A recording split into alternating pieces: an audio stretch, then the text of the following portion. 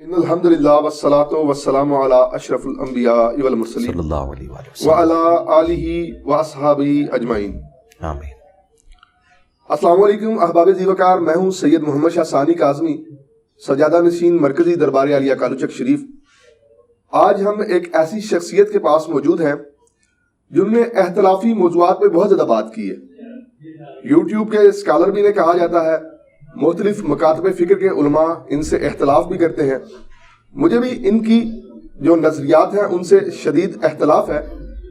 ہم آج ان سے 1 to 1 کوسچن کریں گے، کیونکہ میرا تعلق تصوف سے ہے تو میں اپنا مقدمہ آج ان کے سامنے پیش کروں گا۔ السلام علیکم ورحمۃ اللہ صاحب۔ وعلیکم السلام ورحمۃ اللہ وبرکاتہ۔ ولا حول ولا قوۃ الا باللہ، اللہم صلی علی محمد وعلی آل محمد۔ سید صاحب، ہماری خوش نصیبی ہے کہ آپ نے بجائے یہ کہ ہمارے بارے میں کوئی ایسی رائے قائم کریں جو علماء کے اکسانے کے اوپر ہو، جو بھی آپ کی ریزرویشنز ہیں آپ ڈائریکٹلی آگے پوچھیں۔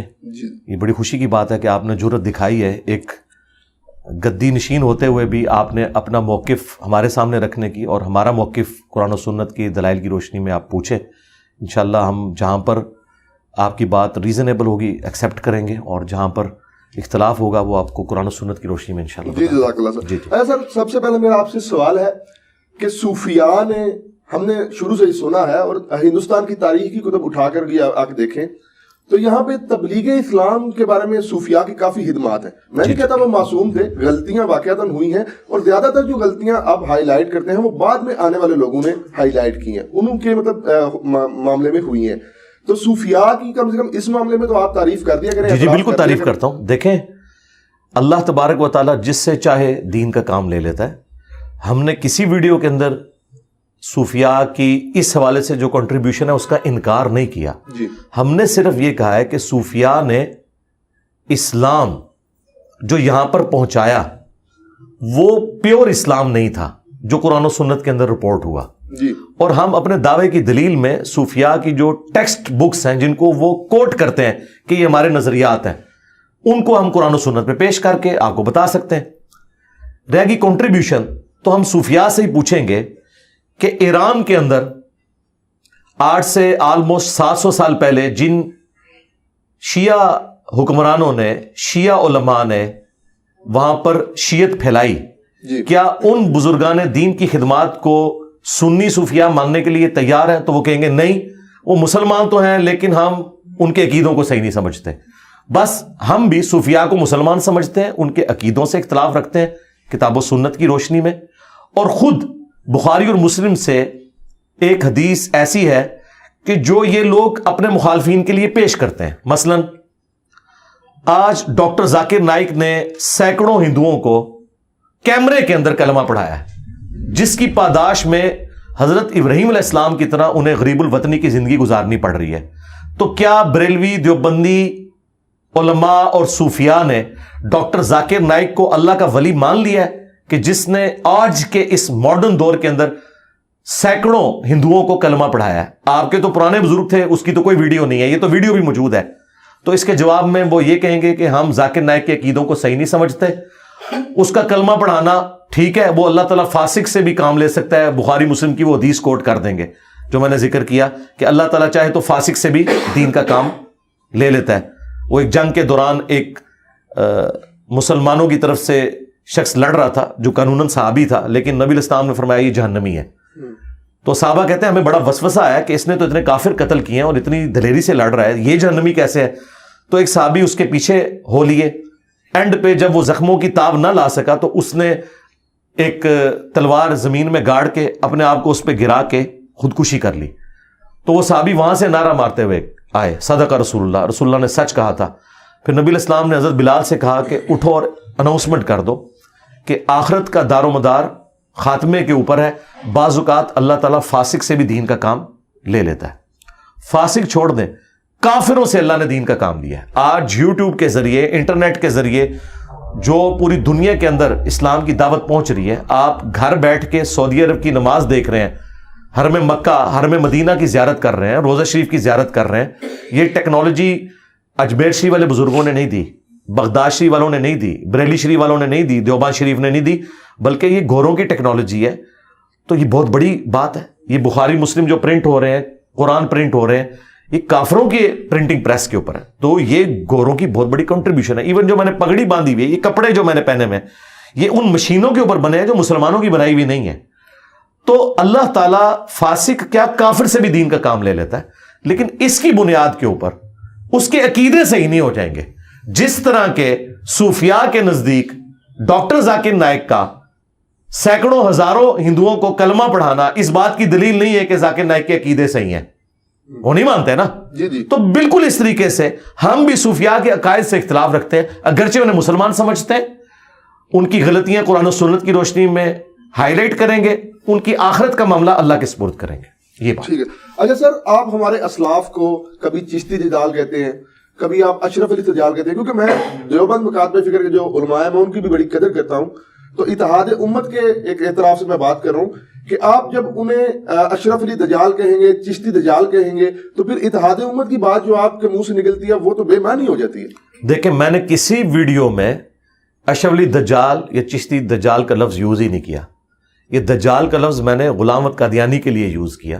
البتہ یہ ضرور ہے کہ میں نے یہ کہا کہ جس طرح غلام احمد قادیانی دجال نے ختم نبوت کے اوپر ڈاکہ مارا, اس طریقے سے جو بھی ختم نبوت کے اوپر ڈاکہ مارے اور اپنے نام کا کلمہ پڑھوائے, چشتی رسول اللہ کہہ کے یا اشرف علی رسول اللہ کو انڈورس کرے, وہ کس منہ سے ختم نبوت کے اوپر بات کر سکتے ہیں. یہ میں نے بات کی. اب رہ گیا دجال, تو ہم یہاں سے شروع کر لیتے ہیں.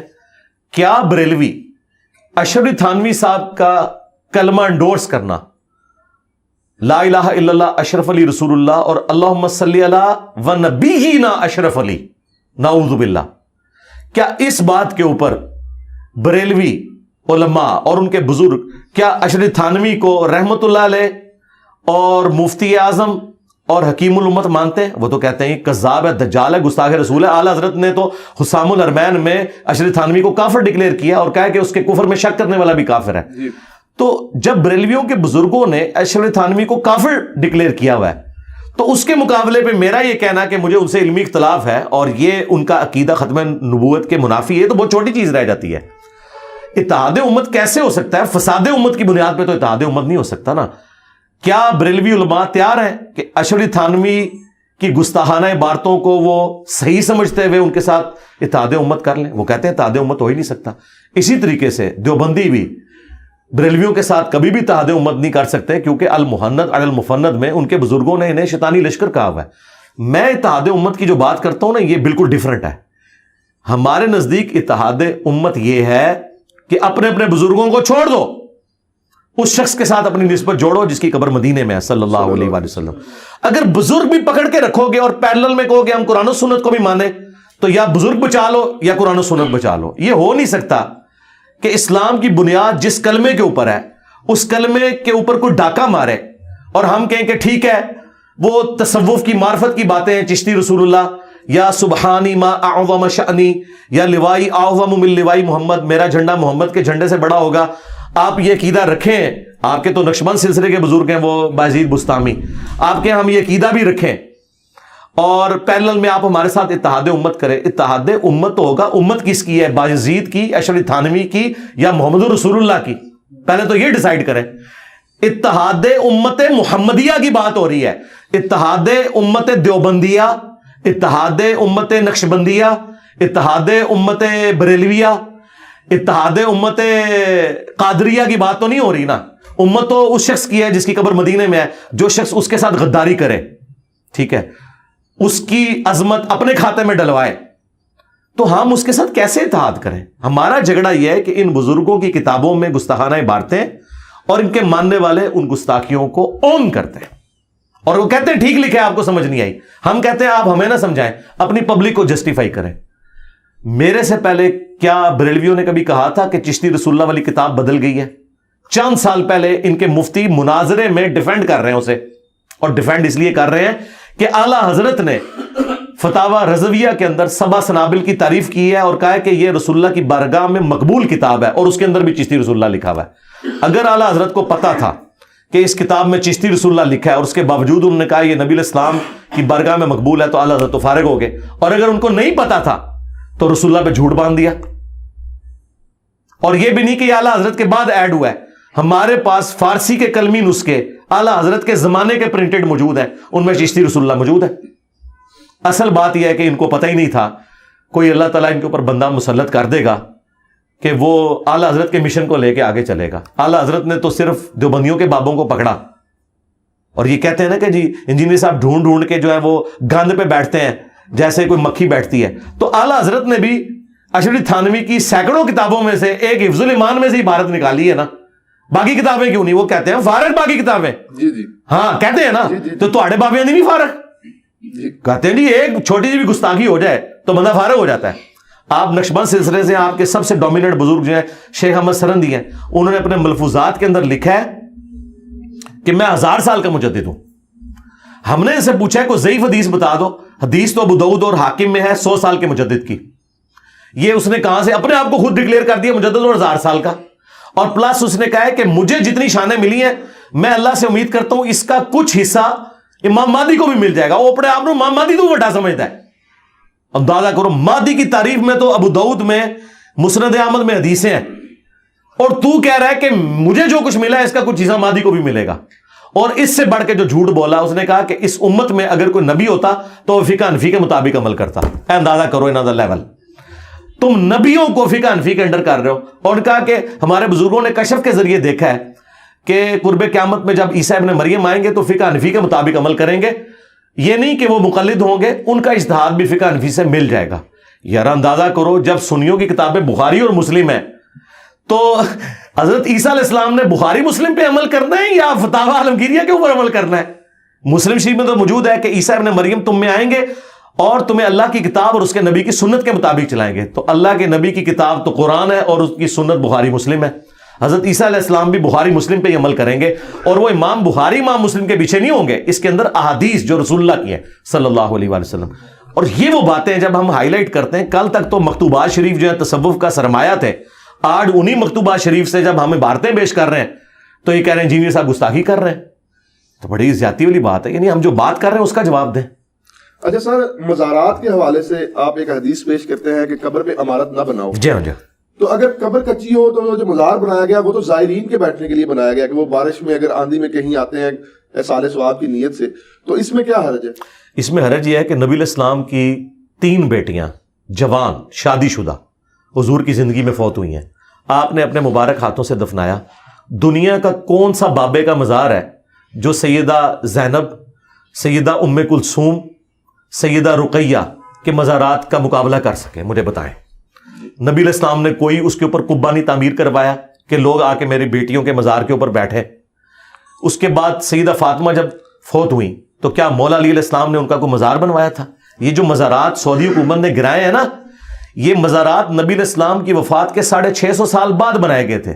جو مزار حضور کے 650 سال بعد بنے, ٹھیک ہے, اور اس کے 400 سال بعد انہیں گرا دیا جائے تو مزار شہید کہاں سے ہوئے؟ جو خود جس کو کہنا چاہیے حلال ہی نہیں تھے بننے میں, وہ شہید کہاں سے ہوئے؟ اگر حلال ہوتے تو صحابہ کرام بناتے, مولا علی بنا دیتے مزار نبی علیہ السلام کا, گنبد لا کے رکھ دیتے. نہیں, ایسا نہیں ہوا. تو نبی علیہ السلام ہمارے لیے رول ماڈل ہے نا. تو یہ جو کہتے ہیں زائرین کے لیے کرتے ہیں, اسلام کوئی مطلوب ہی نہیں ہے. اسلام میں تو یہ ہے کہ قبروں پہ جا کے آخرت کی یاد آئے, وہ کچی قبروں کو دیکھیں, اللہ کے حضور ان کے لیے دعا کریں. مسلم شریف میں حدیث ہے, میں تمہیں حکم دیتا ہوں قبروں پہ جاؤ تاکہ آخرت کی یاد آئے. بس یہ مقصد تھا. مزارات پہ جانا تو کوئی مقصد نہیں تھا. اور پھر مجھے بتائیں, جو مزارات رسول اللہ کی مخالفت میں بنائے گئے ہیں, مسلم شریف میں حدیث ہے تو میں منع کرتا ہوں قبروں کو پکا مت کرنا, ان پہ عمارت مت بنانا. آپ کیا نبی کے ساتھ ٹکر لیں گے کہ یا رسول اللہ تو نہیں پتا, تسی منع تے کیتا سی لیکن زائرین واسطے ضرورت تھی. مجھے بتائیں, اللہ کے نبی علیہ السلام امت کے حق میں جو ضرورت تھی کیا وہ بتا کے نہیں گئے امت کو؟ اگر اس کی الٹ بات کی ہو تو پھر تو آپ کے لیے لمحہ فکری ہے کہ آپ کس نبی کو مان رہے ہیں. بھائی ہمارے نبی وہ ہیں جن کے والد کا نام عبداللہ تھا, ان کی والدہ کا نام آمنہ تھا, ان کی قبر مدینہ شریف میں ہے, اور تسی کہڑے نبی نو مانتے ہو؟ اپنا ذرا تعارف کرواؤ. جدھر لوکی کلمہ پڑھتے او محمد اور ہاں, تو تسی دسو کیڑے محمد نو مانتے ہو؟ اس محمد کو کہ جس کی کتاب قرآن ہے اور اس کے ماننے والوں نے بخاری مسلم لکھ کے ان کی سنتیں امت تک پہنچائیں, یا کسی اور محمد کو مانتے ہیں؟ پہلے تو ہم یہ کلیئر کریں گے کہ آپ کس محمد کو مانتے ہیں صلی اللہ علیہ وآلہ وسلم. اچھا سر, اگر میں یہ کہتا ہوں دعا میں کہ اے اللہ میرے اعمال اس قابل نہیں کہ میں تیرے سامنے بطور وسیلہ پیش کر سکوں، میرے پاس ایک نسبت ہے کہ میں تیرے نبی کا امتی ہوں، اگر یہ نسبت پیش کر کے میں اللہ سے حاجت پیش کرتا ہوں تو پھر یہ کیسے مسئلہ استعانت کے حرام ہوا یا کیسے شرک ہوا؟ نہیں، استعانت اور شرک نہیں ہے یہ، اس کو تو ہم کوئی شرک نہیں کہتے. استعانت تو یہ نہیں، وسیلہ بالکل ڈیفرنٹ چیز ہے جی. پہلی بات یہ ذہن میں رکھیں، اردو زبان ہم سب کو آتی ہے جی. ایک بندہ کہتا ہے یا علی مدد، جی وہ تو ڈائریکٹ حضرت علی کو پکار رہا ہے. اور ایک بندہ کہتا ہے کہ اے اللہ حضرت علی تیرے مقبول بندے تھے، جو تو حضرت علی سے محبت رکھتا ہے اس محبت کا وسیلہ میں تجھے پیش کرتا ہوں جی. میرا فلاں کام کر دے. تو اس کو کون غلط کہتا ہے؟ جی ٹھیک. یہ تو اللہ کی صفت ہے.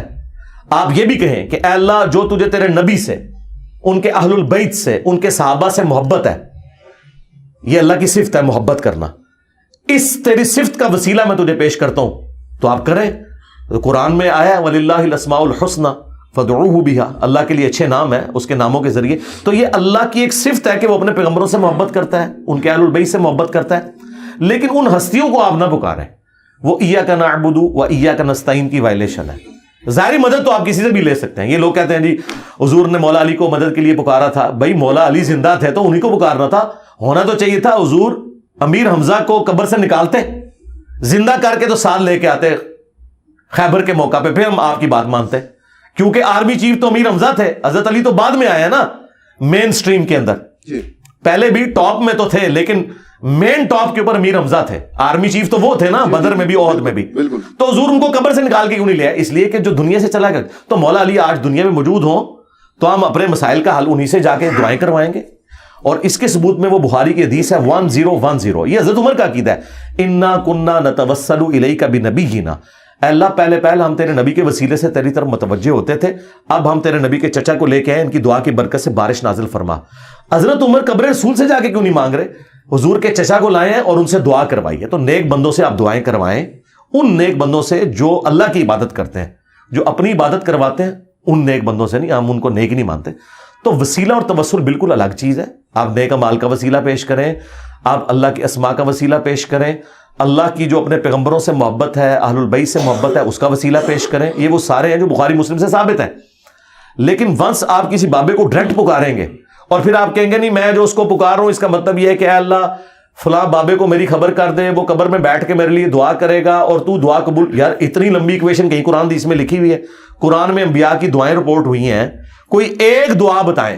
اس کے الٹ ملتا ہے وَإِذَا سَأَلَكَ عِبَادِي عَنِّي فَإِنِّي قَرِيبٌ أُجِيبُ الدَّعْوَةَ الدَّاعِ إِذَا دَعَانِ. اے میرے نبی جب میرے بندے آپ سے میرے بارے میں پوچھیں نا تو مجھے بتائیں اللہ کا تعارف جو ہے بابا کروائے گا یا اللہ کا نبی کروائے گا؟ صحابہ کرام جب پوچھتے تھے تو کہا گیا کہ فرماؤ کہ میں ہر بندے کے بالکل قریب ہوں، ہر پکارنے والے کی پکار کو سنتا ہوں. وہاں تو کوئی وسیلہ واسطہ نہیں ڈالا بیچ میں. وسیلہ واسطے اس طرح کے جو میں نے جس طریقے سے بتایا یہ جواز کی حد تک ہے، باقی اللہ اور بندے کا کوئی پروٹوکول نہیں ہے. ڈائریکٹ آپ اللہ سے مانگے ادعونی استجب لکم. البتہ پروٹوکول یہ ہے کہ آپ نے حمد اور دروشی پڑھنا ہے، وہ ترمذی میں حدیث ہے، وہ ایک سلیقہ ہے دعا کا. نماز میں بھی ہم تشہد میں پہلے سلام عرض کرتے ہیں، پھر دروشی، پھر دعائیں مانگتے ہیں.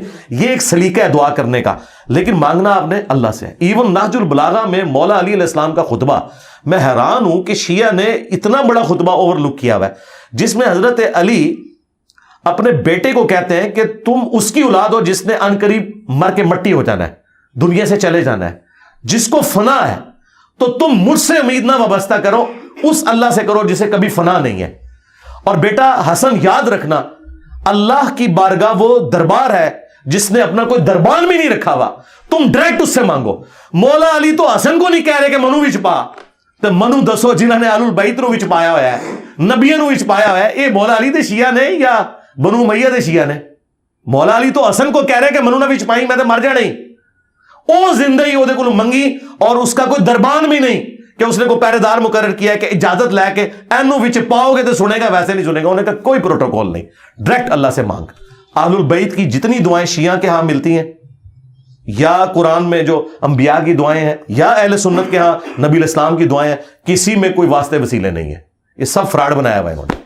ٹھیک ہو گیا. اچھا سر، آپ نہیں سمجھتے کہ اگر آپ کی تھوڑی سی زبان میٹھی ہو تو تمام مکاتب فکر کے علماء میں سے کچھ نہ کچھ آپ کے ساتھ کوئی معاملات طے ہو جائیں، کوئی نہ کوئی بہتر؟ نہیں ہو سکتے، بالکل نہیں ہو سکتے. اس کی وجہ یہ ہے میٹھی زبان کر کے بھی میں نے یہی کہنا ہے کہ چشتی رسول اللہ غلط ہے.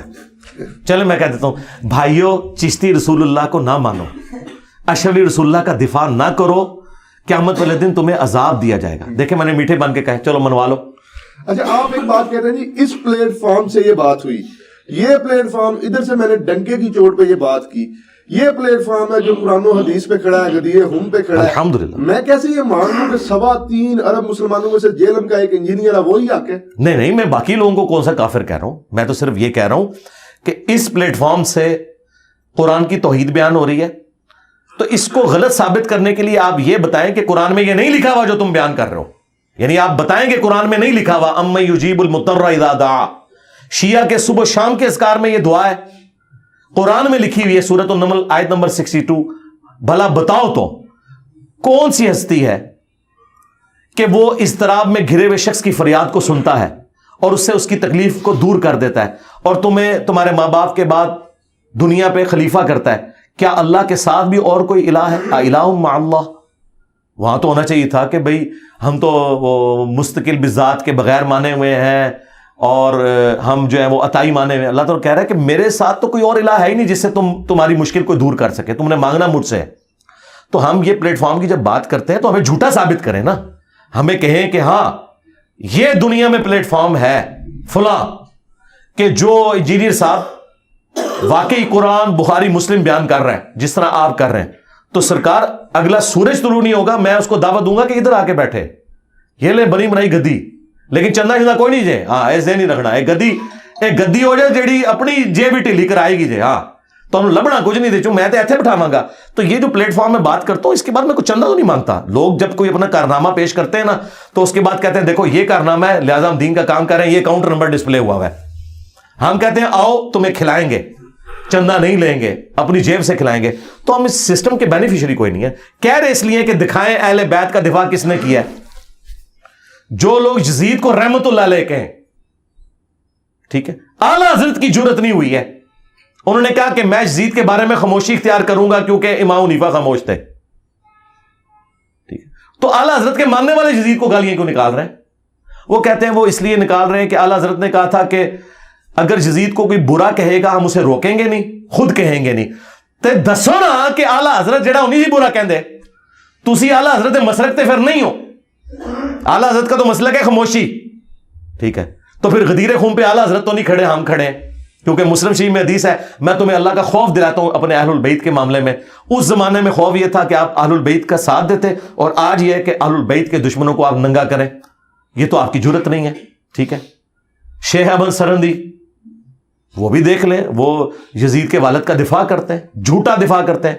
इमाम गजाली वो यजीद का झूठा दिफा करते हैं। वो हमारे उस्ताद मौलाना साख साहब कहा करते थे कि जब इमाम गजाली ये कह रहे थे याउल उलूम में कि वाक़या करबला डिस्कस नहीं करना चाहिए, इसमें बड़ी हस्तियों के नाम आएंगे, तो इसका तो मतलब है चोर की दाढ़ी में तिनका। हाँ, पता है तुम लोगों ने, तुम्हारे बड़ों ने काम डाला है, डिस्कस करो और बताओ सच क्या है। सच नहीं बता सकते, कैसे बताएं कि ये इंसानी तारीख में नहीं हुआ कि कोई नबी फौत हो और उसे कब्र में गए 50 साल हो और उसकी उम्मत उसी के दीन के नाम के ऊपर उसी की औलाद को ज़बह कर दे, ठीक है। वाक़या करबला जी ये वो वाक़या जो क़यामत तक आपको हॉन्ट करेगा, इससे आप जान नहीं छुड़ा सकते। तो मैं जो दावा करता हूं मैं गदीर खून पे खड़ा हूं तो अहलुल बैत का दिफा कर रहा हूं, और मुझसे ज्यादा किसी ने जिंदगी में नहीं कहा होगा कि या अली मदद कहना शिरक है। अली का इतना बड़ा शिया होके हर लेक्चर में कहे कि या अली मदद शिया है, तो फिर मैं डंके की चोट पे कहता हूं कि अली वाली तौहीद भी हमारे अंदर है और अहलुल बैत का दिफा भी हमारे अंदर है। इस तरह का कहीं है तो हमें दिखाएं, हम अपनी सीट पे बिठाएंगे। लोग अहलुल बैत का दिफा भी करते हैं तो सहाबा किराम पे लानत शुरू कर देते हैं, उस एक्सट्रीम को निकल जाते हैं। अगर कोई लानत नहीं करता तो तौहीद में वो बाबों को पुकारता है। तो अल्लाह के फजल से हम गदीर खुम पे खड़े हैं अल्हम्दुलिल्लाह। अच्छा सर, आप पुराने मुर्दे अक्सर उखाड़ते हैं, हसामुल हरमैन में क्या लिखा है, अल मुहन्नद अल मुफन्नद में क्या लिखा है। ये फसाद के ज़ुमरे में नहीं आता, मतलब हमारे मुल्क की हालात भी इस चीज़ की इजाज़त नहीं देते कि आप दोबारा ऐसे लोगों को जो दोबारा आपस में मिलना शुरू हो गए थे तो आप उन्हें दोबारा जनाब एक दूसरे को मुखालिफ कर रहे हैं। बहुत अच्छी बात है। अगर तो ऐसा हो गया तो सबसे पहले बरेलवियों से कहें कि हुसामुल हरमैन से ऐलान बरात करें। मुफ्ती मुनीबुर रहमान साहब टीवी पे आके कहें कि आज के बाद हुसामुल हरमैन की प्रिंटिंग बंद, चूंकि ये गड़ा मुर्दा है, हम इसे नहीं उखाड़ेंगे। और जितने नुस्खे हुसामुल हरमैन के मौजूद हैं जो मैंने भी हवाले के लिए संभाल के रखे हुए हैं, मैं भी मुफ्ती साहब को ना डाक में भेज दूंगा, इन सबको लगाएं आग। और देवबंदी भी जितनी अल मुहन्नद प्रिंट कर रहे हैं आज की डेट तक सारी रिट्रीव करें, ये आज तक प्रिंट करें, अपने कोर्सेज में लोगों को बताएं। तो मुझसे डिमांड क्यों कर रहे हैं? یا تو ہو نا کہ میں نے کسی غار سے المہند دریافت کی, ٹھیک ہے, اور کسی کنویں سے میں نے اسامہ الارمین نکال لی جو کہ آپ دفنا چکے تھے, ایک ہی نسخہ تھا دنیا میں, اور میں نے لا کے اس کا پی ڈی ایف رکھ کے تو گوگل پہ چڑھا دیا, پھر تو میں مجرم ہوں. جناب الیاس قادری باپا جانی, جنہیں پاکستان میں ہماری ایجنسیز کی طرف سے یہ سرٹیفکیٹ دیا گیا سب سے پرامن جماعت ہے, ٹھیک ہے, پتہ نہیں یہ ایجنسیاں کون سی ایجنسیاں ہماری, اس جماعت کو پرامن کہہ رہے ہیں کہ جس کے امیر نے اناؤنسمنٹ کی ہے کہ میرا مرید وہ ہے جو اسامہ الارمین کو پڑھے اور اس پہ عمل کرے, جس میں دیوبندیوں کو کافر لکھا ہوا ہے, سارے دیوبندیوں کو اور ان کے بڑے بزرگوں کو, اور الیاس قادری صاحب نے باقاعدہ سائن کیے ہوئے, اور مکتبۃ المدینہ چھاپ رہا ہے اسامہ الارمین, اور اس جماعت کے امیر کو کہہ رہے ہیں امن کی جماعت ہے. کڈی وڈیا یہ تضاد ہے, جو پاکستان اور انڈیا کے کروڑوں دیوبندیوں کو کافر سمجھیں اور لکھ کے دیں ہر مرید کو کہ اس کتاب پہ تم نے عمل کرنا ہے اور ان کو کافر سمجھنا ہے, وہ پرامن جماعت کہاں سے ہوئی؟ تو میرے بھائی میں تیار ہوں, میں اگلی بات کرتا ہوں, میری جتنی ویڈیوز ہیں نا اسامہ الارمین اور المہند کے بارے میں ویڈیوز بھی ڈیلیٹ کرا دوں گا ساری. یہ اناؤنسمنٹ کریں کہ آج کے بعد اسامہ الارمین اور المہند پرنٹ نہیں ہوگی, اور ہم اپنے بزرگوں سے اعلان برات کرتے ہیں جو انہوں نے اس وقت گند گھولا تھا. آج یہ ہماری ضرورت نہیں ہے, اس کی ایسے نقصان ہوا ہے دین کو. لو میں تیار ہوں, ٹائم قیامت تک جائے. اچھا سر, آپ اسٹیبلشمنٹ کے خلاف بھی بڑا کھل کے بولتے ہیں, مطلب اگر کوئی وزیر مشیر بولتا ہے, ان کی اتنی پاور ہوتی ہے, عوام انہیں اتنا مانتی ہے, ووٹ کرتی ہے, تو وہ اٹھایا جاتا ہے, ان پہ مقدمہ ہو جاتا ہے. آپ کے پیچھے وہ پنجابی میں کہتے ہیں کسی کا تھاپڑا تے ہے جڑا مطلب نہیں, ایسا نہیں. دیکھیں وزیر جو اٹھائے گئے ہیں نا جی سواتی صاحب, تو انتہائی غلیظ زبان پہ اٹھائے گئے ہیں. ایک 70 سال کے بابے کو زیب دیتا ہے کہ اس طریقے سے گفتگو کرے, بالکل پرسنل ہو کے. جی جی بالکل, اس طرح کی گفتگو اسٹیبلشمنٹ تو چھوڑ دیں. جی یہ کسی بدکار عورت کے بارے میں بھی سواتی صاحب وہ لینگویج یوز کریں تو میں کہوں گا اس پہ بھی مقدمہ کرو. یہ کسی کو حق نہیں پہنچتا کہ اس طرح کی زبان استعمال کریں. شہباز گل کی زبان کے اندر جو زہر گھلا ہوا ہے جی, یہ وہ میرے مخالفین کے بارے میں بھی استعمال کرے تو میں کہوں گا شہباز گل کے اوپر FIR کاٹو. یہ طریقہ ہے بات کرنے کا. رہ گیا میرا معاملہ, میں اسٹیبلشمنٹ سے جو اختلاف رائے کرتا ہوں تو میں کبھی ان کے لیے کوئی روڈ لینگویج تو نہیں استعمال کرتا. میں تو ان کو ان کے حلف کی یاد دلاتا ہوں جی کہ آپ اے پولیٹیکل ہو جائیں. میں اس زمانے میں بھی کہتا تھا جب یہ لچ تلے ہوئے تھے, آج تو انہوں نے اپنا لچ تلنا بند کر دیا. لیکن آپ نے تو انہیں خانہ کعبہ کی چھت پہ چڑھا دیا, اب تو وہ کہہ رہے ہیں کہ ہم اے پولیٹیکل ہو گئے. ہم نہیں, میں نے یہ نہیں کہا. میں نے یہ کہا تھا کہ آپ خانہ کعبہ کی چھت کے اوپر بھی چڑھ کے یہ اناؤنسمنٹ کریں نا کہ ہماری آنے والی نسلیں بھی اب ماشاءاللہ نہیں لگائیں گی, تو اللہ سے میں امید کرتا ہوں کہ عوام کے دل میں آپ کے لیے نرم گوشہ پیدا ہو. یہ میں نے کہا تھا کہ آپ جو یہ کہہ رہے ہیں نا یہ عوام نہیں مان رہی. مجھے بتائیں پاکستان میں سب سے پاپولر لیڈر پاکستان کی ہسٹری میں کون ہے؟ عمران خان. میں تو کہتا ہوں محمد علی جناح سے زیادہ پاپولر ہے. ٹھیک ہے, اچھا تو کیا ان کے ماننے والے آج مان رہے ہیں کہ اے پولیٹیکل ہے اسٹیبلشمنٹ؟ کوئی بھی نہیں مان رہا. تو پھر یہی تو میں کہہ رہا ہوں کہ نہیں مان رہے یہ لوگ, اگرچہ وہ ہوئے بھی ہوں تب بھی نہیں مان رہے. تو میں نے اس کے لیے کہا تھا کہ یہ اتنے بڑے لیول کا بگاڑ ہے کہ آپ کعبے کی چھت پہ بھی چڑھ جائیں, انہوں نے نہیں ماننی آپ کی بات جب تک کہ آپ اپنے ایکشن سے شو نہ کریں. مثلا میں یہ ایکشن چاہتا ہوں کہ اگر آئین میں لکھا ہے کہ 90 دن کے اندر الیکشن ہونے چاہیے, یہ کوئی تک نہیں بنتا کہ آپ بجٹ کا بہانہ کر کے تو الیکشن کو آگے لے جائیں. یہ عمران خان صاحب کی ڈیمانڈ بالکل ٹھیک ہے. پہلے تو یہ لوگ کہتے تھے اسمبلیاں توڑے, کیوں نہیں توڑتا خود بخود آٹومیٹک الیکشن ہو جائے گی. جب اس نے اسمبلیاں توڑی ہیں اب آپ لوگ بہانے کر رہے ہیں, کیوں نہیں الیکشن کرواتے؟ دیکھیں میں ڈیموکریٹک ویلیوز کے ساتھ ہوں, مجھے سپریم کورٹ سے کوئی لینا دینا نہیں. میں سپریم کورٹ کی جو اس وقت صورتحال ہے نا, میں تو سمجھتا ہوں کہ یہ لوگ خود پارٹی بنے ہوئے ہیں. میں آئین کے تحت یہ بات کر رہا ہوں. یہ تو بائی چانس سپریم کورٹ کا فیصلہ بھی ٹھیک ہے, ادروائز تو مجھے ان کے اکثر فیصلے جو ہے نا وہ پولیٹیکل انجینئرنگ لگتے ہیں. یہ نہ بھی فیصلہ کرتے ہیں, ایون سپریم کورٹ کے سارے جج بھی کہہ دینا کہ الیکشن ڈیلے کرو, میں تب بھی کہوں گا کہ آئین کے تحت یہ غلط ہے. یہی سپریم کورٹ ہے جو ڈکٹیٹرز کو ویریفائی کرتی تھی. مشرف کے ہاتھ پہ بیعت کس نے کی تھی؟ سپریم کورٹ نے. یہ انہی کے اعلی کار بنتے ہیں نا. تو سپریم کورٹ ہمارے لیے کوئی اتھارٹی نہیں ہے, اتھارٹی ہمارے لیے آئین ہے. جس طرح قرآن و سنت اسلام میں اتھارٹی ہے نا, ٹھیک ہے نا. کوئی مولوی کوئی بھی بات کرے اس زمانے کا آج کے زمانے کا, ہم کہتے ہیں نکل ادھر سے, غداری نہ کر. آئین کے خلاف کوئی جج بات کرے, کوئی آرمی چیف بات کرے, کوئی پولیٹیکل لیڈر بات کرے, یہ بالکل ہم اسے جو ہے نا وہ ریجیکٹ کریں گے. ہم کہیں گے آئینی بات کرو, یہ آئینی بات ہے, اس کو آپ فالو کرو. ٹھیک ہو گیا. ایک اہل تشریح بھائی ہیں, انہوں نے سوال کیا تھا کہ اوصیاء کا تسلسل رہا ہے ہر نبی کے بعد. حضرت یوشع بن نون جو تھے وہ وصی تھے, تب تک ان پہ پیغمبری بھی نہیں آئی تھی حضرت موسیٰ علیہ السلام کے. تو حضرت اگر قرآن حکیم نبی مکرم صلی اللہ علیہ وسلم کا وصی تھا تو تورات کیوں نہیں حضرت موسیٰ کی بسی تھی؟ اس لیے کہ تورات ٹیمپر ہو گئی.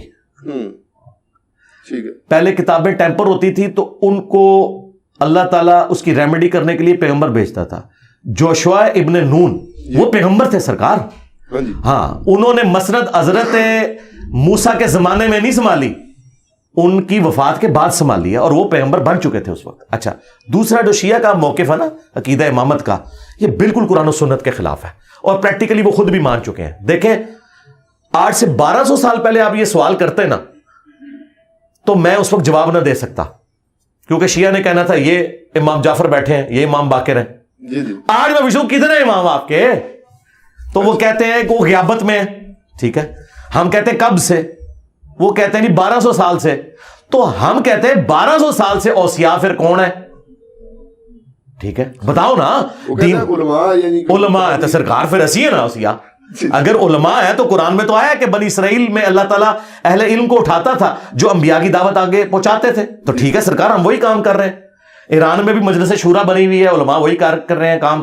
امام خمینی نے وہی کام کیا, خامنائی صاحب وہی کر رہے ہیں, سستانی صاحب وہی کر رہے ہیں, تقی عثمانی صاحب وہی کام کر رہے ہیں. تو یہ اوصیاء ہے نا. لیکن یہ وہ اوصیاء ہیں جو قرآن و سنت سے بتائیں گے فَإِن تَنَازَعْتُمْ فِي شَيْءٍ فَرُدُّوهُ إِلَى اللَّهِ وَالرَّسُولِ. سیدھی سی بات ہے, اگر معاملہ اس طرح کا معاملہ ہوگا تو پھر اللہ اور اس کے رسول کی طرف پلٹایا جائے گا. اور میں آپ کو بتاؤں علمی اختلاف زندگی میں مولا علی سے ان کے بیٹوں نے کیا. مسلم شریف میں حدیث ہے,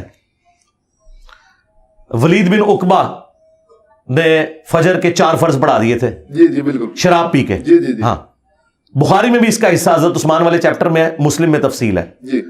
وہ شکایت پہنچی, حضرت عثمان نے کہا کہ لوگ یہ باتیں کر رہے ہیں کہ میرا یہ ستیلا بھائی ہے تو میں ایسے بچا لوں گا, تو ایسا نہیں ہوگا.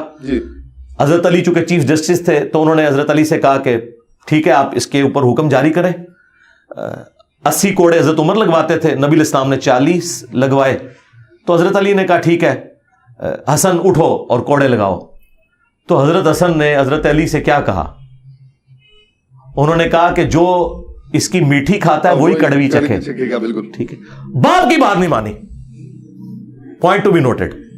ٹھیک ہے, کیوں نہیں مانی؟ انہوں نے کہا کہ یار یہ بنو امیہ سے ہے, ہم بنو ہاشم سے ہیں. لگایا حضرت عثمان نے خود. کوڑا جب مجھ سے مروائیں گے تو یہ تو خاندانی تعصب آ جائے گا, قبائلی سسٹم, تو ہمیں نہ ڈالے. یہ بنو امیہ ہی لگائے اس کو کوڑے, جنہوں نے یہ تحفہ ہم پہ مسلط کیا ہے. حضرت علی نے کوئی برا نہیں مانا. آپ نے اپنے جو بیٹا تھا دوسرا, انڈائریکٹلی اسما بنت امیس سے تھا چونکہ ان سے نکاح کر لیا تھا, عبداللہ ابن جعفر جو بھتیجا بھی لگتا تھا, انہیں کہا تو 40 کوڑے لگوائے اور کہا کہ بس 40 میں رک جاؤ. حضرت عمر 80 لگواتے تھے, حضور نے 40 لگوائے, حضرت بکر بھی 40 لگوائے, میں 40 دونوں کو صحیح سمجھتا ہوں لیکن 40 پہ ایک تو ادھر بھی 40 کی ویو آف کر دیا. ورنہ میرے صحابی تے 80 لوانے چاہیے تھے سن, کہ حضرت عثمان دا نام لے کے تو ویچ کے اللہ دے بندیا خلافت نو بدنام کر رہا ہے. لیکن حضرت علی نے کہا نہیں یار چھوڑ دو, مطلب یہ نہ ہو کہ کوئی خاندانی تعصب نہ آ جائے.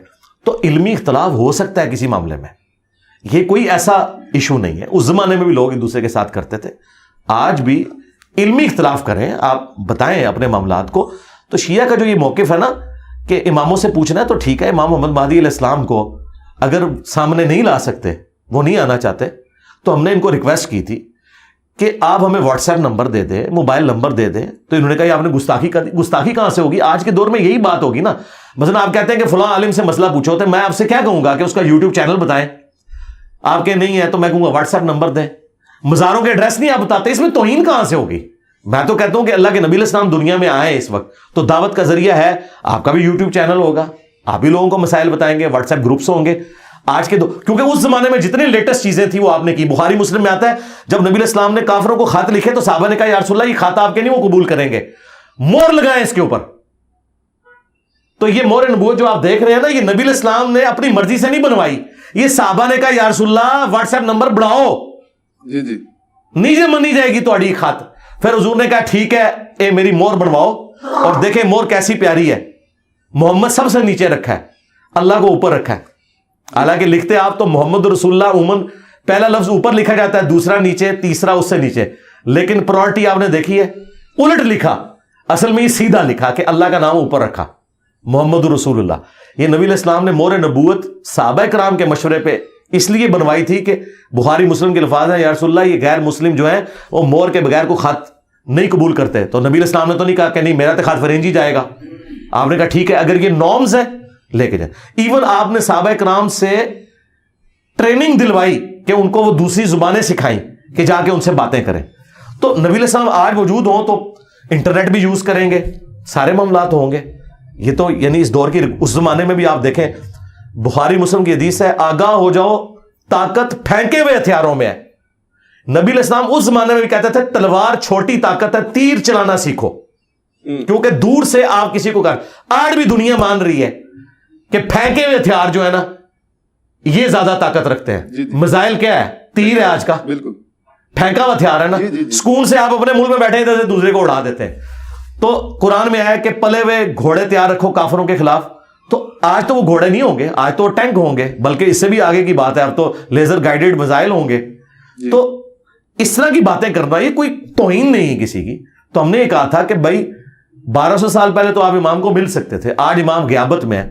تو اگر وہ سامنے نہیں آنا چاہتے کوئی یوٹیوب اپنا چینل بنائے, ہم یوٹیوب سے کوشچن پوچھتے ہیں, وہ ہماری رہنمائی کریں. ہم تیار بیٹھے ہوئے ہیں سرکار, ہم تو اہل بیت کا دفاع کر رہے ہیں. اور میں آپ کو بتاؤں یہ دعوے کرتے ہیں کہ فلانا امام جڑا ہے امام مہدی نو ملیا ہے. سرکار امام مہدی اگر دنیا میں موجود نے, اگر انہوں نے کسی کو ملنا ہے نا تو سب تو سوٹیبل بندہ میں جائے. ہاں سرکار جو سب سے زیادہ اہل بیت کے لیے کھڑا ہوا ہے, اور بنو امیہ کی اس نے غلطیاں سنیوں کی کتابوں سے ہائی لائٹ کر دی ہیں, کیونکہ بنو امیہ کے جو ڈیفینڈر ہیں اور دفاع کرنے والے تو سنی ہیں, شیعہ تو نہیں تو دفاع کرتے. تو سنیوں کی تطہیر جس بندے نے اہل بیت کے حساب سے کی ہے, میں نے تو مہدی کے لیے راستہ ہی مار کر دی. امام مہدی کو تو اب زیادہ محنت نہیں کرنی پڑنی اس حوالے سے کہ لوگوں نے دسو کہ بھائی حسین آکتے ہیں کہ یزید آکتے ہیں کہ مولا علی آکتے ہیں کہ حضرت معاویہ آکتے ہیں. میں تو کام ہی سارا بس سنیوں سمجھا دیتا ہے بھی آکتے کون ہے. تو امام مہدی دا ادھا کام اس حوالے نال تو ہو گیا, اسی انہوں نے پود پرووائڈ کر دیتی ہے. انشاءاللہ تے سامنے آن اسی جناب انہوں نے بیعت کریں گے. سر وہ کہتے ہیں کہ وہ غیابت کبریٰ میں ہے, وہ ملتے نہیں کسی سے, نہیں ملتے نا, صغریٰ میں تھے جب تک ملتے تھے. اچھا اب کبریٰ میں ہے نا پچھلے 1200 سال سے, تو اب وہ دین نہیں لوگوں کو سکھائیں گے یعنی کہ جی ہاں. تو بس یہی تو ہم کہہ رہے ہیں کہ دین قرآن و سنت سے لیں. ٹھیک ہے. تو پھر کیا ان کا اس میں سے نکالا کیا, مطلب اس میں کوئی چیز نکلے نا. یعنی صحابہ کہف سوئے ہوئے ہیں 300 سال سے, تو کسی کو نہ کوئی سوال کا جواب دے سکتے تھے نہ کچھ کر سکتے تھے. اب کوئی بندہ کہ جی میں آپ دلیل ان کی یہ مانتے ہیں کہ یہ اصحاب کہف والی کو جو دلیل دیتے ہیں کہ مطلب میں کہتا ہوں, میں تو اس بات کو نہیں مانتا. میں کہتا ہوں اگر کوئی مان بھی لے تو اصحاب الکہف جب غار کے اندر سوئے ہوئے تھے تو کیا مسئلے لوگ ان سے جا کے پوچھتے تھے؟ تو جس بندے سے آپ مسئلہ نہیں پوچھ سکتے تو وہ آپ کا امام کیسے ہو سکتا ہے آج کے دور میں, جب تک وہ سامنے نہ آئے. نبی علیہ السلام ساری جنگوں میں جو امامت کرتے رہے ہیں, تو کیا یہ ہوا کہ آپ گھر میں بیٹھ گئے اور امامت کرتے رہے؟ آپ آ کے آپ کا خیمہ بھی میدان جنگ میں لگتا تھا, ایک جنگ میں بھی حضور پیچھے نہیں رہے. ٹھیک ہے. آپ کے خیمے لگتے تھے, ہر مسئلے میں حضور سے پوچھا جاتا تھا یا رسول اللہ آپ کیا کریں, تو نبی علیہ السلام بتاتے تھے. تو اگر کوئی امام ہے تو لیڈ کرے نا سرکار. میں یعنی ایک دعوت کا کام لے کے چل رہا ہوں, تو میرے اسٹوڈنٹ مجھ سے جب پوچھتے ہیں تو میں انہیں لیڈ کرتا ہوں نا. میرے مرنے کے بعد یہ کہ غیابت میں چلیں گے وہ آج بھی ہمارے لیڈر ہیں, اس طرح تو ہو نہیں سکتا نا.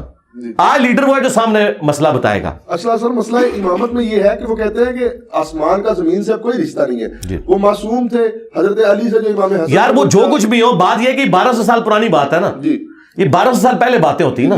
اب 1200 سال سے ایک بندہ سامنے نہیں ہے تو اس کے بارے میں کیا ہم بات کریں؟ سامنے ہو تو بات کریں نا. بالکل. اچھا سر یہ بات کی جاتی ہے اکثر کہ مطلب میں نے مکاتب فکر کے لوگوں سے سنا. اور آخری بات اس میں امام مہدی غیابت کبریٰ میں ہے, تو کیا نبی علیہ السلام غیابت کبریٰ میں نہیں ہے کہ اپنی قبر میں زندہ نہیں ہے؟ جی بالکل.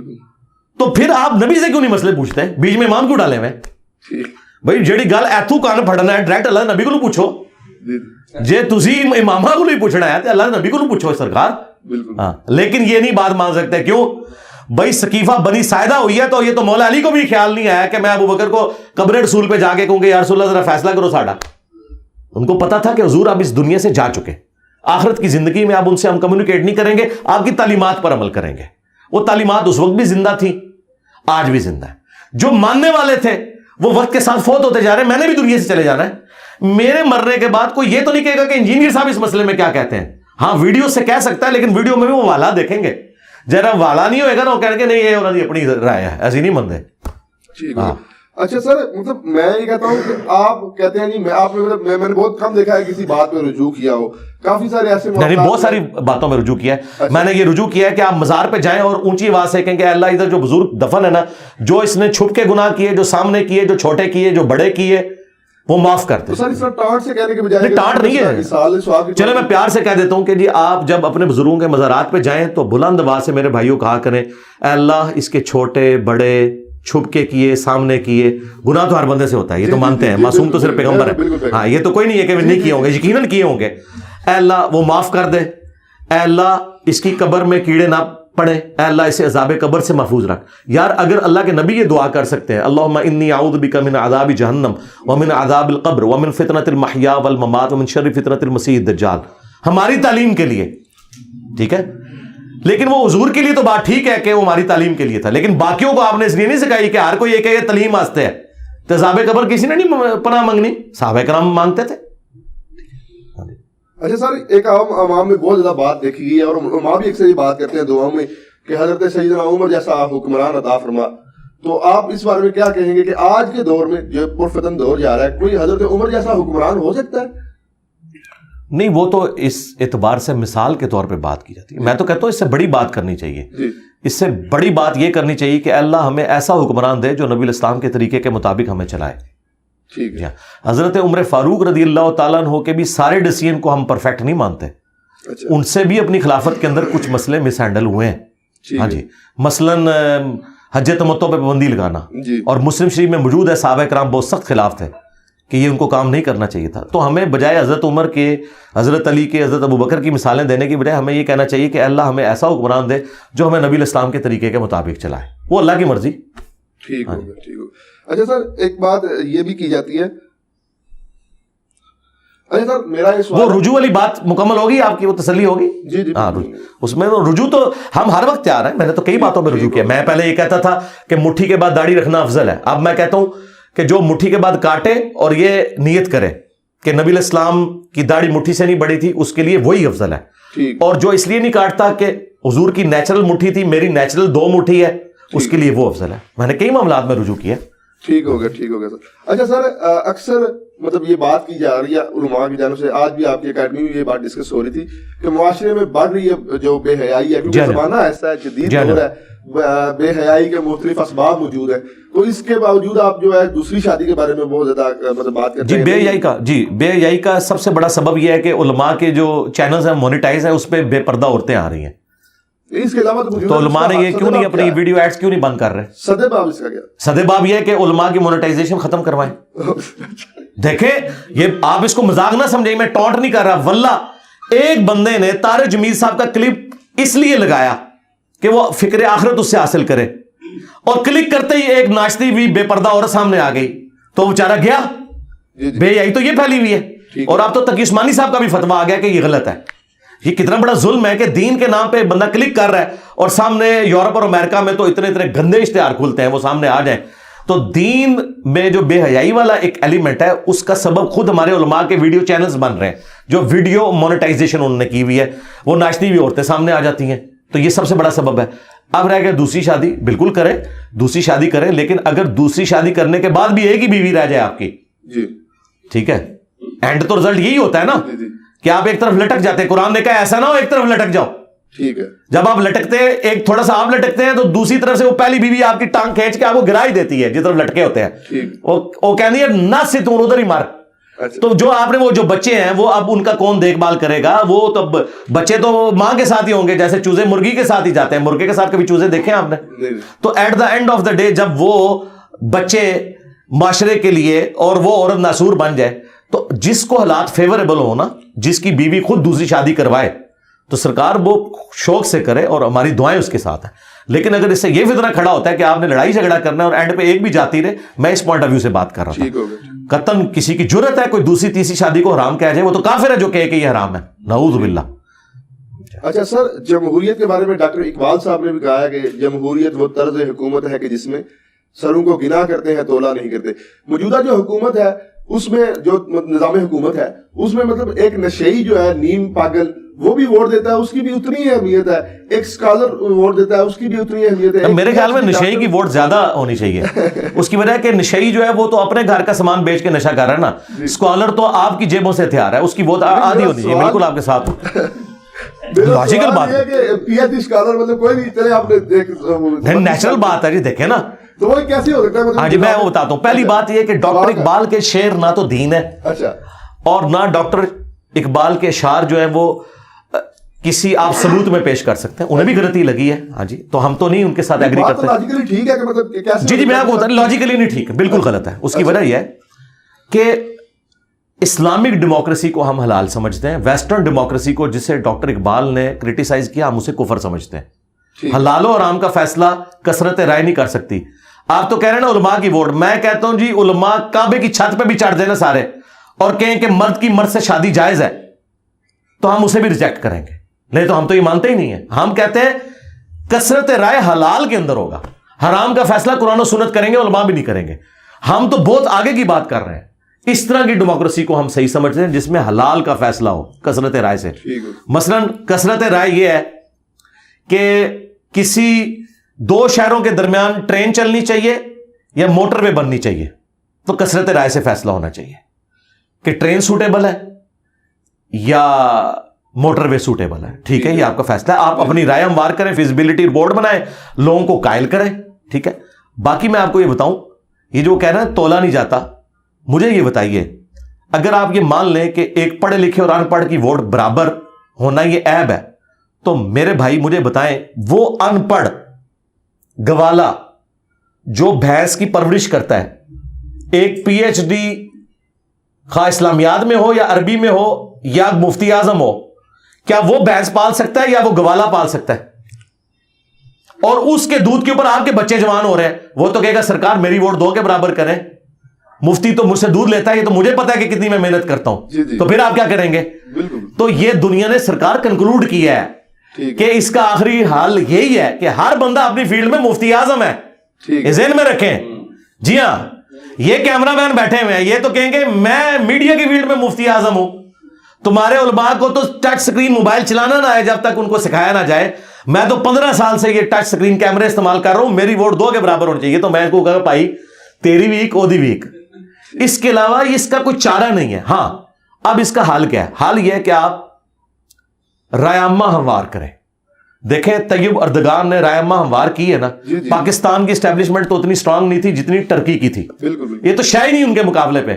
لیکن ایک عوامی لیڈر آیا ہے, اس نے 50 سال پرانا مسئلہ حل کیا استنبول کا. میر جب وہ بنا پانی کا مسئلہ تھا, کرتے کرتے وہ پرائم منسٹر بنا, 3 دفعہ الیکٹ ہوا, اس نے اس کو پرائم منسٹر والے نظام کو صدارتی نظام میں کنورٹ کیا. لیڈر ہے نا. تو آپ نے دیکھا ہے آج تک آپ نے سنا تھا کہ اتنی سٹرانگ فوج اور اس کے سامنے آگے عوام لیٹ رہی ہے ان کے ٹینکوں کے سامنے. پاکستان میں ایسا نہیں کبھی بھی ہوگا, نہیں ہوگا. اس کی ایک وجہ ہے, وہ بہت بڑی وجہ ہے, اور وہ فوج کے پاس وہ گدڑ سنگھی ہے کہ جب تک وہ مسئلہ آپ حل نہیں کرتے نا, کبھی آپ یہ ان سے چھٹکارا حاصل نہیں کر سکتے. وہ یہ ہے کہ پاکستان کی فوج جو ہے وہ مذہبی ہے اور مولوی ان کے اعلی کار ہیں. ٹرکی کی جو فوج تھی نا وہ تھی سیکولر ایتھیسٹ, اور وہاں پولیٹیکل لیڈر جو ہے مذہب کا نام یوز کرتا تھا. اس لیے مولوی برے وقت میں مسجدوں سے اعلان کر کے اردگان کے ساتھ کھڑے ہوئے, کیونکہ وہ ان سے پہلے تنگ تھے کہ یار یہ تو ہے ہی سارے اس طرح.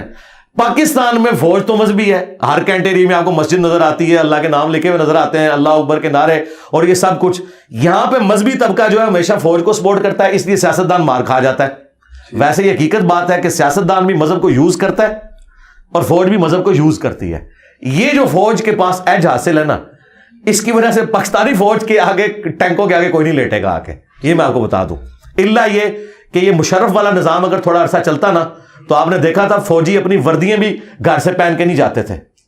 ٹھیک ہے, داڑھی رکھنے کے اوپر پابندی لگ گئی, داڑھیوں والوں کو مین پوسٹوں سے ہٹا دیا, تو فوج میں مشرف کے خلاف بھی نفرت آئی, عوام میں فوج کے خلاف نفرت آئی. کتنی نفرت آ گئی تھی, وہ بڑی مشکل سے بعد میں اوور کم ہوئی ہے. ٹھیک ہے, تو یہ والا معاملات دیکھیں آپ, اگر اوور آل دیکھیں تو پھر آپ کو پتا چلے گا. اور دوسرا ٹرکی کو یہ ایج حاصل تھا کہ وہاں کے لوگ جو ہے وہ حقیقت ٹی وی نہیں دیکھتے. ہاں, وہاں کے لوگ اے آر وائی یا جیو نہیں دیکھتے, وہاں کے لوگ دیکھتے ہیں بی بی سی, جہاں ڈیموکریٹک ویلیوز ہیں. وہ یورپ کے اندر رہتے ہیں, انہیں پتہ ہے کہ ڈیموکریسی کے کتنے فائدے ہیں, اس لیے وہ ڈکٹیٹرشپ سے ٹکرا گئے. ہمارے لوگوں کو تو پتہ ہی نہیں ہے ڈکٹیٹرشپ, وہ تو کہتے ہیں جی کوئی ڈنڈے والا حکمران لے کے آؤ. ڈنڈے والے تھوڑے آئے نے, کوئی ایک رتی برابر بھی انہوں نے کام کیتا ہے بیڑا ڈوبنے دے سوا. ضیاء الحق آپ کو جو ہے نا کلاشنکوف کلچر دے گیا, سارا ہیروئن کلچر دے گیا, سنی شیعہ کافر کے فتوے دے گیا, اور مشرف آ کے آپ کو امریکہ کی جھولی میں ڈال کے چلا گیا اور یہاں پہ لال مسجد کی ایکٹیویٹی ہوئی اور فوج کے خلاف جو ہے یہاں پہ نفرت پھیلی, تو ان کے ڈکٹیٹرز نے کیا دیا ہے امت کو؟ چھوڑیں. اچھا, لامحدود نجی ملکیت یہ رکھنا اسلام میں کیا جائز ہے؟ لامحدود تو ہو ہی نہیں سکتی جی سرکار. مطلب آپ دیکھیں, آپ بیوروکریٹس جو ہے ہمارے انہوں نے رکھی ہوئی ہے, اس کے علاوہ جو بڑے بڑے نہیں لامحدود تو نہیں ہوگی, مطلب وہ گنی تو جائے گی. مطلب کافی ہے سر, میرے یا میں مرلے ڈیڑھ مرلے کے گھر میرے بھائی اسلام میں اگر آپ زکوٰۃ دے رہے ہیں جی, زمین کی پیداوار کا عشر دے رہے ہیں تو اسلام کو تو کوئی تکلیف نہیں آپ سے. ٹھیک ہو گیا, ٹھیک ہو گیا. آپ کو حیران کن بات بتاؤں, یہ لوگوں کو یقین نہیں آئے گا, آپ بخاری شریف کھولیں, حضرت زبیر جب شہید ہوئے نا آج کے اربوں روپے کے مقروض تھے سرکار, کروڑوں نہیں اربوں. وہ آپ سونے کی ویلیو کیلکولیٹ کریں آج کے حساب سے. جی جی. اب آپ سوچیں گے حضرت زبیر عشرہ مبشرہ, اور وہ جنگ جمل سے ایک دن پہلے اپنے بیٹے کو کہہ رہے ہیں, بخاری کے الفاظ ہیں کہ ہو سکتا ہے میں کل مارا جاؤں تو تم نے میرا قرض اتارنا ہے. اب آپ سوچیں گے کہ اس کے اوپر قرض اربوں روپے کا ہے, وہ کتنے کی دیر ہو رہے. ہوا یہ تھا کہ اس زمانے میں بینک نہیں ہوتے تھے, لوگ جو ہیں وہ بڑے لوگوں کے پاس اپنی مانتے رکھواتے تھے, وہ مانتے انہوں نے رکھوا دی, آگے انہوں نے وہ بھی غریبوں میں بانٹنی شروع کر دی. ادھار تو ادھار نہیں ہوتا ہے, حضرت علی کو نہیں تھے حضور ڈیوٹی لگا کے کہ مانتے واپس کرنی ہے, وہ ادھر غریبوں میں لٹا دی, اور جن کی مانتے تھی وہ واپس دینی تھی. ٹھیک ہے, بعد میں کتنی مشکل سے حضرت عبداللہ ابن زبیر نے وہ قرضہ اتارا ہے, اور وہ اس طرح اتارا ہے, وہ بھی خیر کیا اتارا, وہ بیت المال سے ہی پیسہ گیا سارا. حضرت معاویہ کو ریکویسٹ کی کہ حضرت زبیر کی یہ زمین ہے, وہ زمین تھی سپوز 1 کروڑ روپے کی, انہوں نے کہا یار یہ آپ 1 ارب کی خرید لیں تو چلیں. تو حضرت معاویہ نے بھی جیب سے کوئی نہیں دیا, بیت المال سے ان کو پیسے دیے. اس طرح مختلف جگہوں سے پیسے کٹ کر کے انہوں نے اپنے باپ کا قرضہ اتارا. تو مجھے بتائیں حضرت زبیر کے پاس تو اربوں کا قرضہ تھا, اس طرح باقی صحابہ کے پاس بھی بہت زیادہ ایسٹس تھے, لیکن اگر وہ زکوٰۃ دیتا ہے اور اس طرح کے معاملات لے کے چلتا ہے تو یہ جائز ہے, لیکن یہ پسندیدہ نہیں ہے. پسندیدہ وہی ہے جو ابو ذر غفاری کا مذہب ہے. ہاں ہم ابو ذر غفاری کے ساتھ ہیں, لیکن اس کو ہم حرام اس لیے نہیں کہتے کہ ہمارے پاس یہ اختیار نہیں کہ شریعت میں ایک چیز حلال ہے مجھے حرام کہتے ہیں. ٹھیک ہو گیا سر. آخر میں سر, کیونکہ میں اتحاد امت کی نیت سے آیا ہوں اور میں ایک پلیٹ فارم اتحاد امت کا چلا رہا ہوں. اتحاد امت بڑا وزنی چیز ہے جی, جزیر بہت رہے اتحاد امت رو تھوڑا پیغام دے. اتحاد امت صرف یہ ہے جی کہ اپنا چھوڑ دو, دوسروں کا بھی تھوڑا تھوڑا چھیڑو, تو آپ کو پتا چلے گا سب کے پاس کچھ نہ کچھ حق ہے. وہ سارا حق ایک جگہ جمع کرو اور اپنی نسبت قرآن و سنت کے ساتھ مضبوط کرو, اپنے اپنے بزرگوں سے دستبردار ہو جاؤ, کیونکہ آپ کے بزرگ دوسروں کے نزدیک مردود ہیں اور ان کے بزرگ آپ کے نزدیک مردود ہیں. بزرگ بھی آپ اپنے ساتھ سنبھال کے رکھیں. اب مجھے بتائیں میں کسی ایسے شخص سے کیسے محبت کر سکتا ہوں جس نے اچھلی رسول اللہ کلمے کو انڈورس کیا ہوا ہے, اور آپ مجھ سے ایکسپیکٹ کریں کہ میں ان کے ساتھ اتحاد امت کر دوں اس حال میں کہ وہ اس کا دفاع بھی کریں. تو سرکار میں رسول اللہ کو کیا منہ دکھاؤں گا؟ یہ تو حضرت عمر آج زندہ ہوتے تو پوچھتے اشرفی رسول اللہ اور چشتی رسول اللہ پارٹی کو کہ تم لوگ کیا دفاع کر رہے ہو. وہ تو چھوٹی چھوٹی بات پہ کہتے تھے یا رسول اللہ اجازت دے اس کی گردن کاٹ دوں. تو میں تو حضرت عمر سے بہت نرم ہوں, میں نے کبھی نہیں کہا گردن کاٹ دوں. میں کہتا ہوں یار علمی اختلاف ہے, خدا کے لیے اتحاد امت بالکل اس کے الٹ ہے جو آپ کو بتایا جاتا ہے. کہتے ہیں جی اپنا چھوڑو نہ کسی کا چھیڑو نہ, یہ فساد امت ہے. اتحاد امت یہ ہے کہ اپنا پہلے چھوڑو دوسروں کا بھی چھوڑو. دیکھو ہم نے اتحاد امت کروایا, ہمارے اس درس میں بریلوی دیوبندی اہل حدیث شیعہ سارے فرقوں کے لوگ آتے ہیں. یہ آپ نے کہیں دیکھا ہے؟ ہمارے اسٹوڈنٹس جا کے شیعہ کی امام بارگاہ میں نماز پڑھتے ہیں اوپر ہاتھ باندھ کے, اور دیوبندی اور اہل حدیثوں کی مسجد میں ہاتھ چھوڑ کے نماز پڑھتے ہیں. اتحاد امت ہے کہ نہیں؟ کوئی فساد امت نہیں ہوا. فساد امت یہ ہے کہ جب آپ کہتے ہیں کہ ہم جنتی فرقے ہیں باقی سارے کافر ہیں, اس کی وجہ سے ہوتا ہے. اور پریکٹیکلی ان کے بزرگ کر کے گئے. تو اتحاد امت صرف اس صورت میں ہوگا کہ امت محمدیہ کے اوپر کٹھے ہوں. امت دیوبندیہ, امت بریلویہ, امت وہابیہ, امت شیعہ کے اوپر امت نے نہیں کٹھا ہونا. امت حضرت ابوبکر پہ بھی نہیں کٹھی ہو سکتی, شیعہ نہیں مانیں گے. امت ایک ہی بندے پہ اکٹھی ہو سکتی ہے جس کی قبر مدینے میں ہے, اور جنہیں جب غسل دیا گیا تھا تو کپڑے نہیں اتارے گئے تھے ان کے, باقی سب کے کپڑے اتارے جاتے ہیں. میں یہ بہت سخت جملہ بول رہا ہوں اس لیے کہ یار مجھے مزہ آنا شروع ہو گیا ہے اس جملے کا, کہ میرا امام وہ ہے کہ جب اسے اس کے کپڑوں سمیت غسل دیا گیا تھا, اور تو ان اماموں کو لے کے چل رہا ہے کہ وفات کے بعد ان کے کپڑے اتارے گئے تھے غسل دینے کے لیے. اور میرا امام وہ ہے ما ضل صاحبکم وما غوا, تمہارے نبی نہ کبھی بہکے ہیں اور نہ کبھی بہرا چلے ہیں. اور تیرے امام وہ ہے کہ دوسرے ماننے والے اس امام کے مسئلوں کو اس طرح ردی کی ٹوکری میں پھینکتے ہیں جس طرح تم ان کے مسئلوں کو. تو سرکار پھر اپنی نسبت رسول اللہ کے ساتھ مضبوط کرو صلی اللہ علیہ وآلہ وسلم. اچھا سر, آخری سوال میرا یہ ہے کہ عربی بولنے کے بارے میں علماء نے آپ پہ کافی اعتراض کیا ہے. لاہور کے ایک مفتی صاحب, میں نام نہیں لوں گا, انہوں نے کافی ویڈیوز چڑھائی ہیں کہ آپ کو عربی نہیں آتی. مجھے عربی آتی ہے, اردو آتی ہے, بعد میں ڈسکس کروں گا. مجھے ان مفتی صاحب سے پوچھ کے بتائیں, جتنے بھی مفتی ہیں, کہ ڈاکٹر تعلق قادری صاحب کو جو عربی آتی ہے تو تقی عثمانی صاحب انہیں شیخ الاسلام کیوں نہیں مان لیتے؟ اچھا ہاں مانے نا. اور اگر مفتی تقی عثمانی صاحب کو عربی آتی ہے تو الیاس گھمن صاحب انہیں شیخ الاسلام کیوں نہیں مان لیتے؟ مسئلہ عربی اردو کا تو ہے ہی نہیں ہے, ٹھیک ہے. مسئلہ یہ ہے کہ قرآن و سنت سے جو دلائل ہیں وہ ہم نے آپ کے سامنے رکھ دیے. اور آخری بات, میں آج کے کسی مفتی کی عربی کو مانتے ہی نہیں ہوں. کیوں؟ ان میں سے کوئی مفتی دعویٰ کر سکتا ہے کہ مجھے اشعری تھانوی سے زیادہ عربی آتی ہے یا احمد بریلوی سے زیادہ عربی آتی ہے؟ کسی کا دعویٰ ہے؟ تو میں تو احمد بریلوی سے ڈائریکٹ عربی پڑھی ہوئی ہے. احمد بریلوی صاحب نے بیسٹ عربی سے بیسٹ اردو میں قرآن ٹرانسلیٹ کیا اور میں ان کی عوام کو بتا رہا ہوں. تو میں تو نکل ہی گیا ہوں. میں تو اعلیٰ حضرت کے ساتھ آپ کو جوڑا ہے. اعلیٰ حضرت نے لکھا ہے ایاک نعبد و ایاک نستعین کے ترجمے میں, اے اللہ ہم تیری ہی عبادت کریں, تجھی سے مدد چاہیں. تو بس یہی بات میں کر رہا ہوں. تو ان چیزوں سے باہر نکل جائیں. میرے بارے میں وہ کہہ رہے ہیں یہ دیکھ کے قرآن نہیں پڑھ سکتا جو قاری ہے, ٹھیک ہے. تو میں نے انہیں کہا تھا کہ تقی عثمانی صاحب, مفتی منیر صاحب, ساجد میر صاحب, ساجد نقوی صاحب, چاروں بڑوں فرقوں کے میں نے علماء کی بات کی ہے. یہ یوٹیوب کے اوپر کوئی قرآن کی ایک سورت تلاوت کر دے, اپلوڈ کرے, مجھے بتا دیں, انشاءاللہ میں شام کو سورج غروب نہیں ہونے دوں گا, میں وہی سورت, سب سے مشکل والی سورت ڈھونڈ لیں, میں وہی سورت قرات کروں گا. اب ہم فیصلہ کر لے گی کس کو قرآن زیادہ پڑھنا ہوتا ہے. باقی رہ گیا پڑھتے ہوئے کبھی غلطی. میں ویسے بتاؤں یہ سارے علماء قرآن مجہول پڑھتے ہیں, انہیں قرآن عربی لنگوسٹک کے مطابق نہیں پڑھنا آتا. عربی لنگوسٹک یہ نہیں ہے کہ زبر زیر آپ نے ٹھیک پڑھنا ہے, نہیں. عین, ثا, ہا, بود یہ صحیح نکلنا چاہیے, کسی نے نیچے کٹنا آتا. اور اے بے تے پڑھتے جے, کیونکہ انہوں نے جو آپ پتہ مدارس میں جو عربی پڑھائی جاتی ہے نا, حدیث کی کتابوں میں, وہ معروف نہیں پڑھائی جاتی, مجہول پڑھی جاتی ہے. انما الاعمال بالنیات, یہ لفظ ہی غلط ہے. انما الاعمال بالنیات.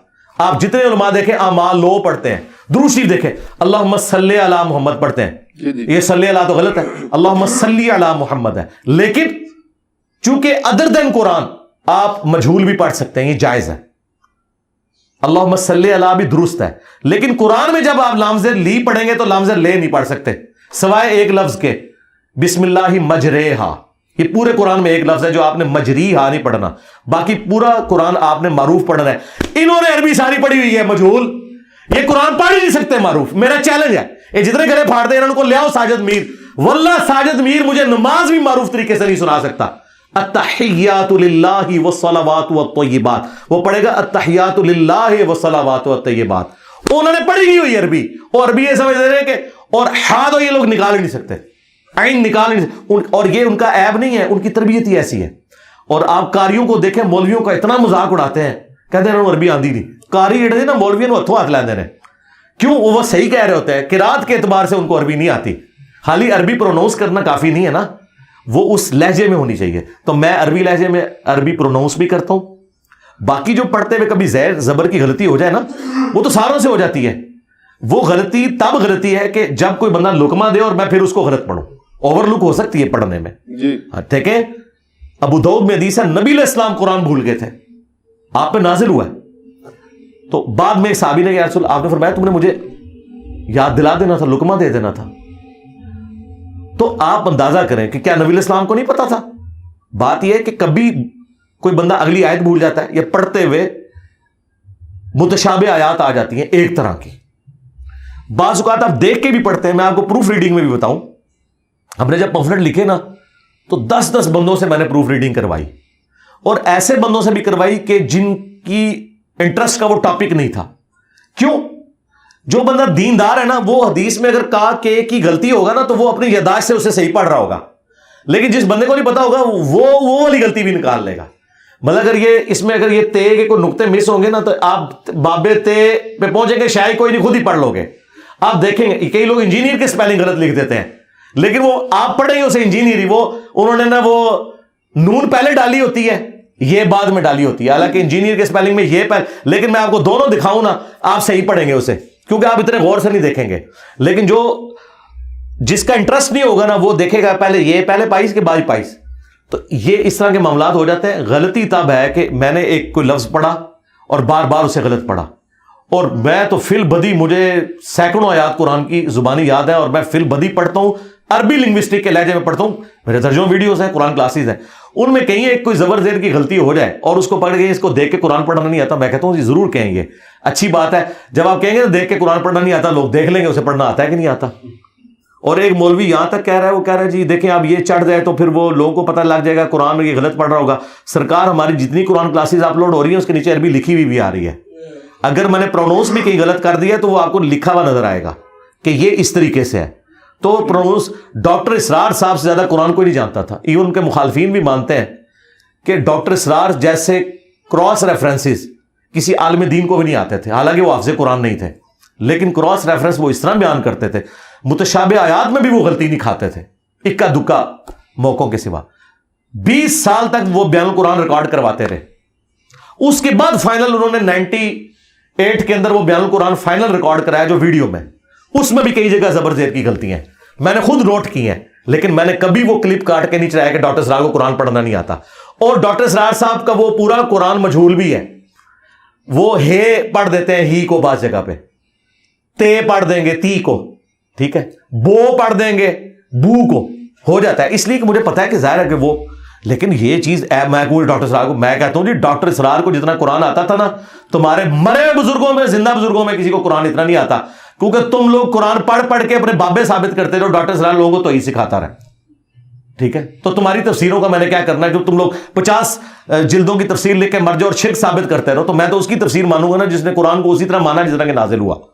تو یہ کوئی ایسا اعتراض نہیں ہوتا, اور اسی لیے یہ اس طرح کا علمی اعتراض میں نے کبھی نہیں دیکھا کہ ہمارے کسی اسٹوڈنٹ نے یا میں نے کسی کی اس طرح کی کوئی ویڈیو کاٹ کے اپلوڈ. حالانکہ مجھے ریئل ٹائم ان کے بڑے علماء جو حدیثیں بیان کر رہے ہوتے ہیں اس میں کئی جگہ غلطی نظر آتی ہے, 2-3 حدیثوں کو مکس کر جاتے ہیں. اب میں اس کو غلطی بنا کے پیش کروں اس طرح نہیں, میں نے 1-2 دفعہ پکڑا, لیکن ساتھ ہی میں نے کہا یہ میں کوئی علمی اعتراض نہیں کر رہا, چونکہ ان کا دعویٰ ہے ان کی جوتی ان کے سر پہ مار رہا ہوں. میں نہیں اس کو سمجھتا کہ یہ اعتراض بنتا ہے.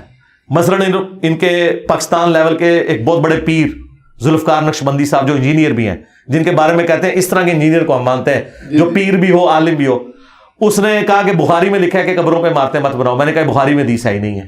اچھا ٹھیک ہے, وہ مسلم میں, لیکن میں نے ساتھ ہی کہا کہ میں کوئی علمی اعتراض نہیں کر رہا, چونکہ ان کا دعویٰ ہے کہ انجینئر بھی ہیں پیر بھی ہیں تو دل کا حال بھی جانتے ہیں اور درس بخاری بھی دیتے ہیں, وہ دی غلطی معاف نہیں ہوئے گی, انہوں پھر اس لیول پہ پکڑا جائے گا. علمی اعتراض نہیں, ایک جذباتی اعتراض ہے, چونکہ یہ خود دوسروں کے اوپر یہی کرتے ہیں نا اس طرح کے اعتراضات. تو اللہ کا شکر ہے, غلطی بتائیں, ہائی لائٹ کریں, انشاءاللہ ہم اپنی اصلاح کریں گے, اس میں کوئی ایسا مسئلہ نہیں ہے, ہر وقت لرننگ کے لیے تیار ہے. اچھا سر, تمام فرقوں میں کوئی ایک عالم دین ایسا بتا دیں جو مطلب باقی تمام سے بہتر ہو, مطلب آپ کے نزدیک وہ بہتر, آپ کو عزم ہو جائے گا. جی بالکل, جاوید احمد غامدی صاحب. ٹھیک ہے سر, ان میں تکنا کتنا اخلاق نبوت تواڈے مولوی موجود ہے, تواڈے مولویاں دے منہ تو جھگ چھوٹتی ہے جدوں میں جاوید غامدی صاحب دا نام لینا وا. یار کیوں چھوٹتی ہے؟ غامدی صاحب نے تو کبھی آپ کی منجی نہیں ٹھوکی, اس نے تو کوئی گستاخی نہیں کی. غامدی جتنی عربی تمہارے بزرگوں کو بھی نہیں آتی, پڑھتے وہ بھی مجہول ہیں, قرآن بھی مجہول پڑھتے ہیں, لیکن عربی لیکن پڑھ رہے مجبور. قرآن سے پوچھیں گے تو عربی غلط پڑھ رہے ہیں, میں ویسے بتا رہا ہوں. ویسے زبر زیر صحیح پڑھنا, اور وہ عربی شاعری بھی ان کو کمال آتی ہے, ان کے مولویوں سے زیادہ عربی آتی ہے. تو میرا نہیں رائٹ میں کسی کے بارے میں میں ان کو کیوں بہتر سمجھتا ہوں. میرے نزدیک داڑھی, فرقہ, شلوار ٹخنوں سے اوپر کرنا, رفع دین کرنا نہ کرنا, اس سے بڑی چیزیں توحید اور ختم نبوت. میرے نزدیک کسی بریلوی دیوبندی اہل حدیث کی توحید اور ختم نبوت کا عقیدہ اتنا مضبوط نہیں جتنا غامدی صاحب کا. لیکن آپ سر انہیں منکرین حدیث میں بھی کنسیڈر, وہ تو بعد کی بات. منکرین حدیث سب سے بڑے حنفی ہیں, کہتے ہیں بخاری مسلم سنیوں کی کتابیں نماز رفع الدین سے پڑھتے نہیں, کہتے ہیں بغلوں میں بت رکھ کے آتے تھے. منکرین حدیث تو حنفی ہیں. ٹھیک ہے, بات تو یہ ہے نا, غامدی صاحب کا عقیدہ توحید بھی دیوبند بریلوی اہل حدیث شیعہ سے بہتر. غامدی صاحب کا ختم نبوت کا عقیدہ بھی, وہ کسی باب بزرگ کی وہ اس طرح کی کسی عبارت کو وہ تو صوفیاء کو آڑے ہاتھوں لیتے ہیں, ان سے بہتر. تو باقی چیزیں تو بعد میں آئیں گی نا, پہلی چیز توحید اور عقیدہ ختم نبوت ہے. اس کے اعتبار سے زندہ لوگوں میں غامدی صاحب سے بڑا کوئی عالم دین نہیں ہے جو اتنی دلیری کے ساتھ یہ عقیدہ رکھتا ہو. تو اس لیے میں ان کو بہتر سمجھتا ہوں. اگر آپ کے علم میں کوئی ہے تو لیں, میں ابھی اس کو پہلے نمبر پہ ڈکلیئر کر دیتا ہوں. ہاں مفتی منیر صاحب سامنے آئے اور کہیں کہ میں چشتی رسول اللہ اور جو صوفیاء کی جتنی گستاخانہ باتیں ہیں انہیں ردے کی ٹوکری میں پھینکا جائے, کتابوں کی پرنٹنگ بند کی جائے. آندہ سے میں غامدی صاحب سے ان کا بھی نام لے لوں گا, لیکن ساتھ ان کو کہنا ہے کہ بابوں کو پکارنا بھی شرک ہے, توحید بھی صحیح ہونی چاہیے, میں ان کا نام لوں گا. ٹھیک ہے, بہت شکریہ سر. اب حافظ جی بغیر یہ تھی آج کا سیشن, اور ہم نے کوشش کی انجینئر صاحب کے نظریات ان کے ساتھ, ہمارے نظریات ہمارے ساتھ, ہم نے کوشش کی ہے کہ آج کے جتنا بھی سیشن ہے اس میں بغیر کسی اسکرپٹ کے آپ کے سامنے پیش کیا جائے. آپ سے گزارش ہے ہمارے چینل کو سبسکرائب کیجیے اور ویڈیو کو لائک کیجیے. اللہ حافظ. جزاک اللہ.